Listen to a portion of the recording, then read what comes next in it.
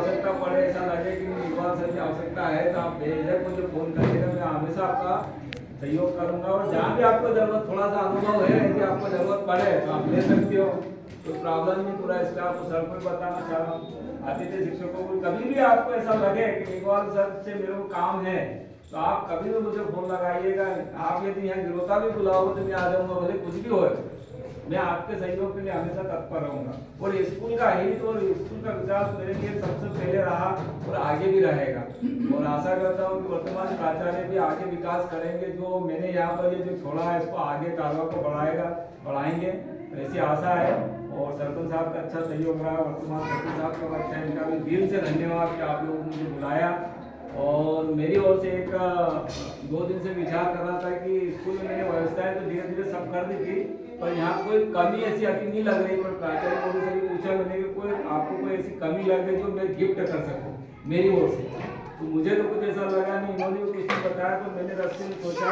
कि 4-5 कमरों में अच्छे अपने पुराने वाले जितने भी आज़ादी के समय जो व्यक्ति हुए उनके फोटो बनाकर 4-4, 5-5 एक कमरे में देने के लिए 5100 का मेरी ओर से गिफ्ट कर रहा हूँ।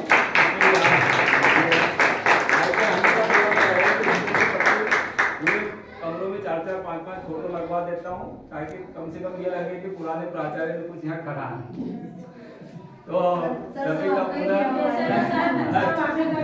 अरे कुछ भी ठीक है, अपन ने भी क्या है तो स्कूल से ही करा है, मैंने मेरी ओर से इस बात के तो बाबूजी है, सरपंच है, खुद साक्षी है, जुगल सर है, मनोहर सर है, मैं खुद हूँ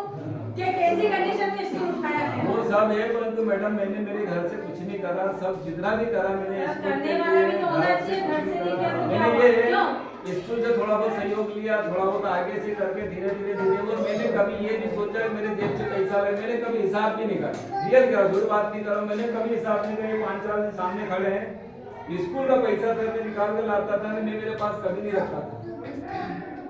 मैं मेरे जेब से खर्च कर देता था कुछ भी, क्योंकि भगवान ने बहुत कुछ दिया यार, थोड़ा सा स्कूल के पैसे खा के या करके कहाँ जाएंगे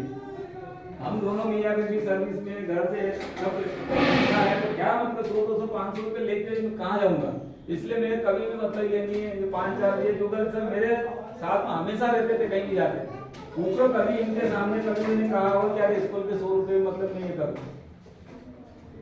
मतलब जेब से लगाने की कोशिश करी मैंने, कोई दिक्कत नहीं। पर ये है कि मेरा स्कूल थोड़ा आगे बढ़े, और मेरी आगे भी इच्छा है ऐसी थी, पर कुछ ऐसी स्थितियां अब ऐसी डेवलप होने लग गई थी, मुझे थोड़ा सा लगा कि नहीं यार अब अपने को, और मेरा किसी ने ट्रांसफर